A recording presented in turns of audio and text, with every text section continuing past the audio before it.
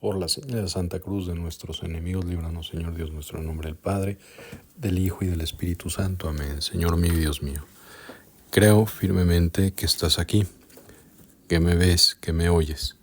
Te adoro con profunda reverencia. Te pido perdón de mis pecados y gracia para hacer con fruto este rato de oración. Madre mía Inmaculada, San José mi Padre y Señor Ángel de mi guarda, intercedan por mí. Pues sí, nos encomendamos de manera especial hoy, que es miércoles, a San José, ¿no? Y recordamos pues todas las cosas buenas que Dios nos ha dado a través de él.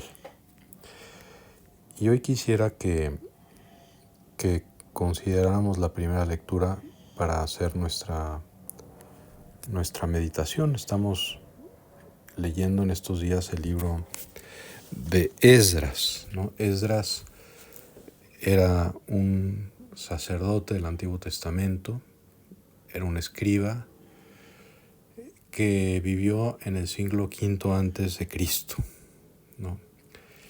Y a él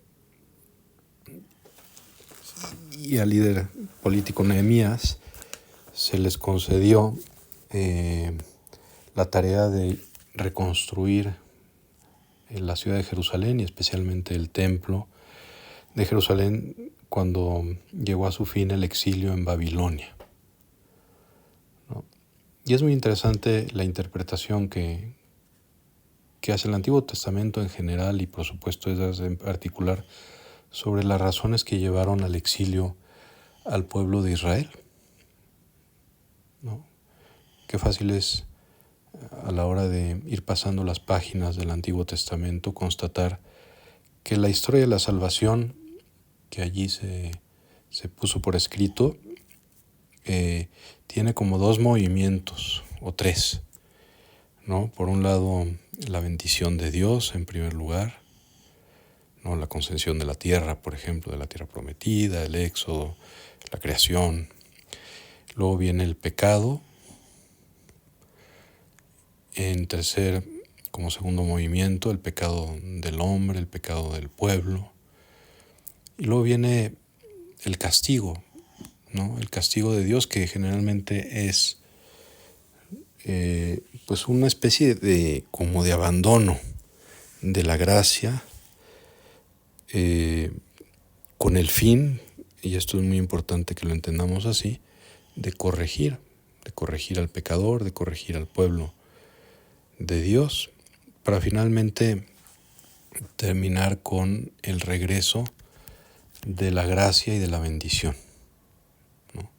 Esa es la historia de la salvación. Y esa es la historia quizá tuya y mía. Es la historia que, por ejemplo, también en el Nuevo Testamento se refleja en la parábola del hijo pródigo que hace poco consideramos, con el hijo que ha sido bendecido por su padre, vive en su casa, pero se rebela, peca contra su padre, pide la herencia, se va y su padre de alguna manera deja de proteger a aquel hijo porque se ha ido. Y entonces viene la calamidad, el hambre, no la miseria. Sigue el arrepentimiento, el regreso a la casa del Padre, la petición de perdón y de nuevo la bendición de Dios, ¿no? Y así puede pasar con nosotros. Bueno, pues Esdras, en el pasaje que hoy meditamos, narra un poco justamente esto, ¿no? Sale Esdras después de hacer la ofrenda de la tarde, sale de su abatimiento, dice él, con la túnica, el manto rasgados, ¿no? Miserables, y pide a Dios de rodillas, así lo dice, ¿no? Postrado de rodillas, pide a Dios perdón por el pecado del pueblo. Y dice, no me atrevo ni siquiera a levantar el rostro hasta ti. Y habla en nombre del pueblo, porque nuestros pecados se han multiplicado hasta cubrirnos por completo. Y nuestros delitos son tan grandes que llegan hasta el cielo, ¿no? Y continúa un poco hablando, pues sí, del pecado del pueblo. Pero a continuación inmediatamente habla de la bendición de Dios. Pero ahora, Señor Dios nuestro, te has compadecido de nosotros, ¿no? Un momento y nos has dejado algunos sobrevivientes, ¿no? Porque había hablado del castigo que es el exilio, el abandono de la gracia de Dios, de algún modo. Has dejado algunos sobrevivientes que se han refugiado en tu lugar santo. Tú has iluminado nuestros ojos y nos has reanimado un poco en medio de nuestra esclavitud. Ese era el castigo, éramos esclavos,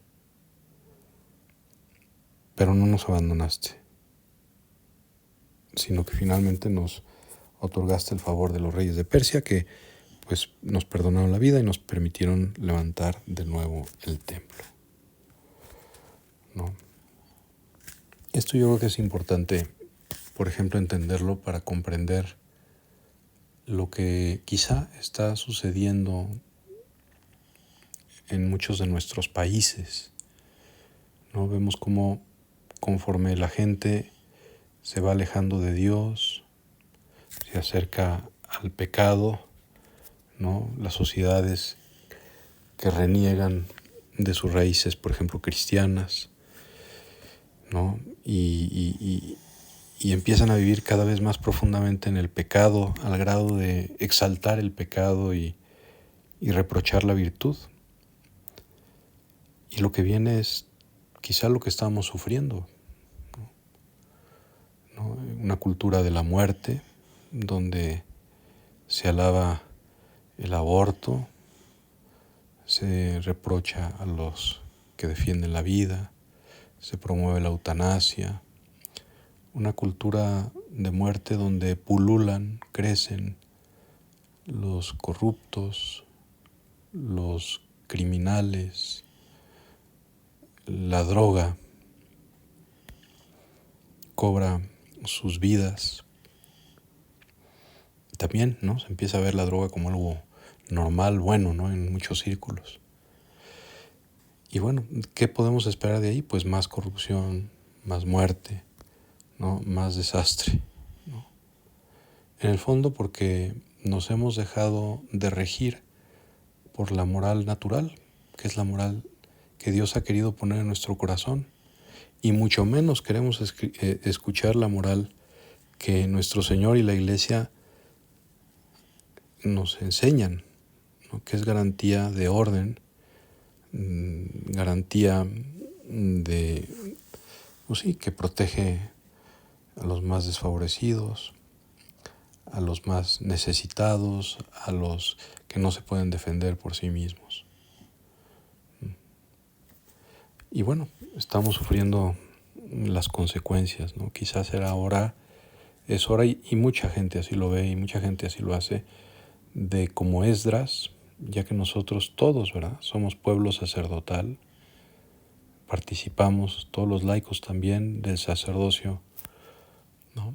De Cristo, no el sacerdocio ministerial, sacramental, sino el que se nos da por el bautismo y que nos permite ofrecernos como una hostia agradable a Dios y también interceder por los demás. ¿No será hora de promover también estas peticiones de perdón, de reparación por los pecados propios y por los pecados ajenos?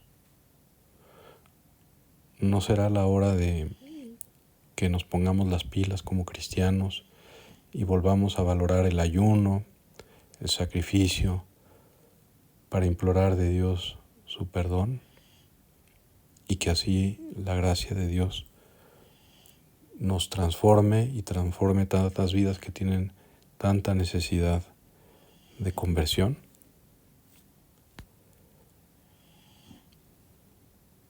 Pues vendrán cosas muy buenas.